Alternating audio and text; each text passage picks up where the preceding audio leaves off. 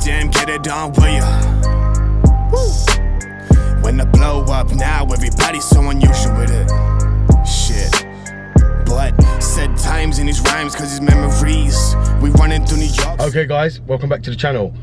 So it's been a while since I haven't posted, and there's been a reason for that.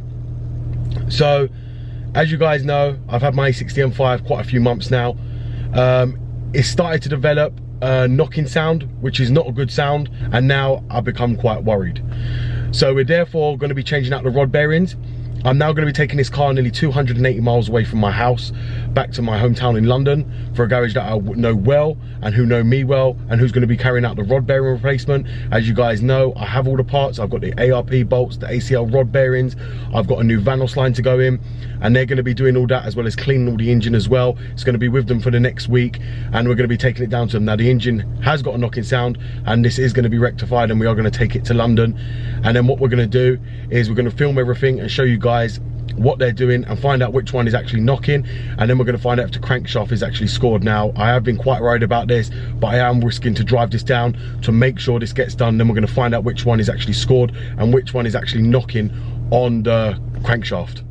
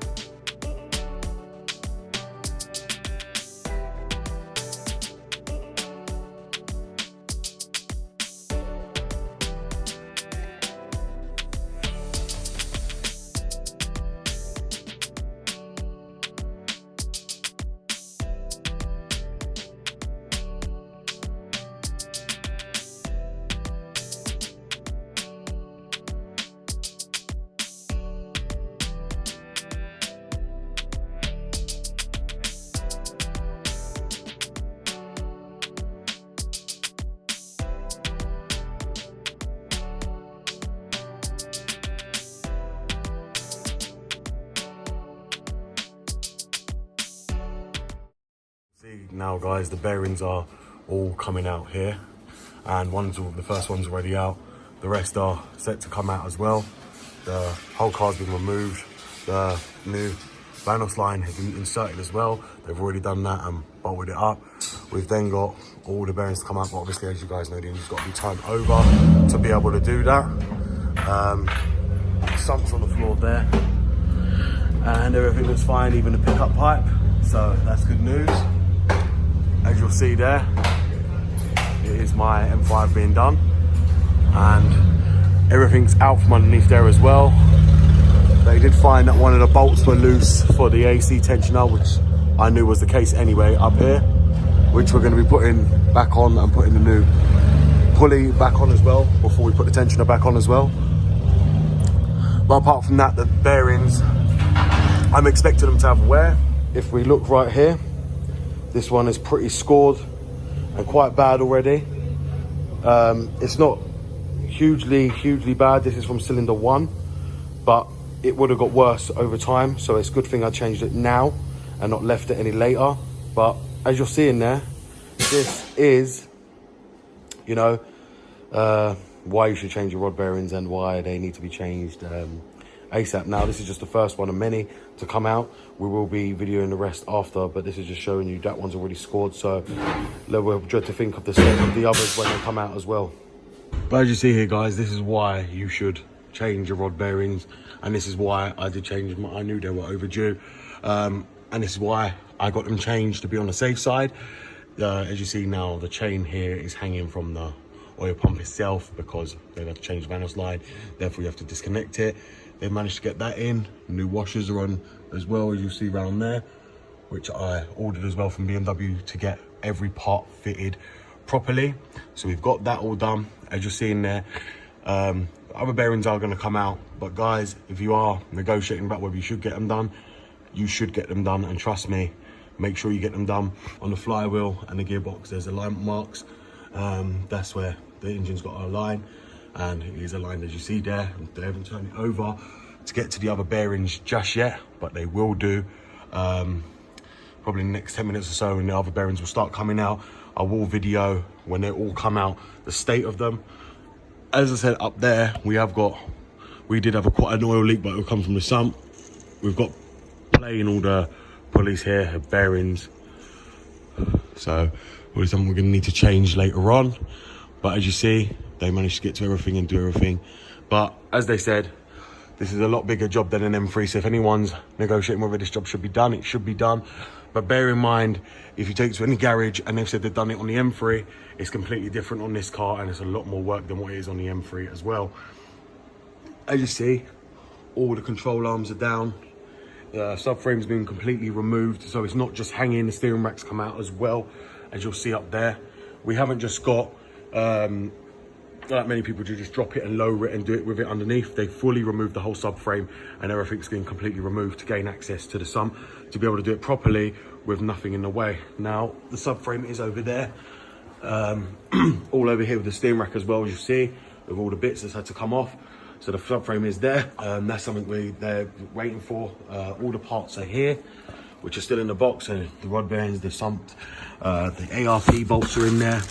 The new sump bolts, I even ordered new sump bolts for it.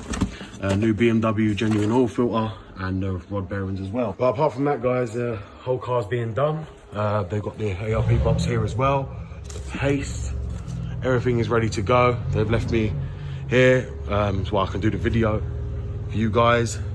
To show you, but yeah, we'll get back onto the camera as soon as they get the rest of the bearings out. Okay guys, as you'll see here, this is another rod bearing that's come out from cylinder 8.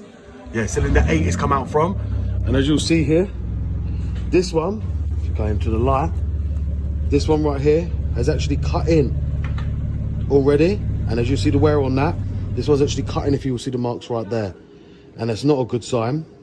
But this just shows you why it's important to get it done.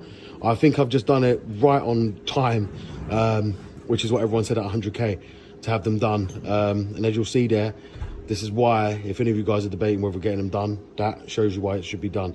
As you'll see there, it's a score mark from the rod bearing. And I'm just going to check the crankshaft to make sure we don't have no wear marks, which we don't. And we're very lucky it hasn't eaten the crankshaft anywhere, as you'll see. So it looks fine, but I'm gonna have to clean that and just be dead sure, because that from that isn't good, and we're not happy whatsoever. So guys, as you'll see, this is the cylinder 8 crankshaft where the bearing was, which you saw was scored. And as you'll see, if you look right around there, there is no marks on the crankshaft itself, which a lot of people say can end up damaging the crankshaft, it will cut through. Well, the bearing did cut through, but the crankshaft is actually perfect with no marks on it whatsoever. So that's a good sign, but that's not to say the rest are going to be the same. They all need to come out and we need to find out. But if that one's dug into the groove, cylinder 9 and 10 are the ones that are usually known to do that. So I'll just get them all rest out and just make sure they ain't done the same thing. But boy, that was like a close call. So as you'll see there, guys, as well, this is the other side of the engine, as you guys will know. Now I am changing over all the tensioners down here. I've got all the new pulleys, they're all going on, as well as the new AC belt. You also see there, that's the new Vanos line, which I'll zoom in. That's the new Vanos oil line. As you see, it's still capped off because they're not ready to put everything back together. It's going to have new power steering fluid as well. As you can see, this is a quite big and intense job, what's going on right here. As you'll see right there as well, these are the Vanos solenoids for each cylinder, and you'll see the other two right there, underneath there. Now, a lot of people go on about removing them. These are not easy to get out at all, so be aware of that, to just change the seals on them. Very hard job. As you see, the coolant's been drained. It's going to have new coolant. There's a lot of work that's being done on this car, but as you see, it's a big job. But this is why it's a once every 100k job. And as I said to many of you, once this job's been done, being in the right hands, it shouldn't need doing again, providing you're not redlining it from cold. So this job is being done, and as you see, the Vanos line's there. All the belts are off, as well as the water pump pulley. It might be time to actually get to that and just change that as well. Probably I might just change the water pump while we're in here, to be on the safe side, I know the thermostat's been changed, so we might just change that over at the same time. It doesn't make sense not to do it while the engine's like this, overhaul everything and be done with.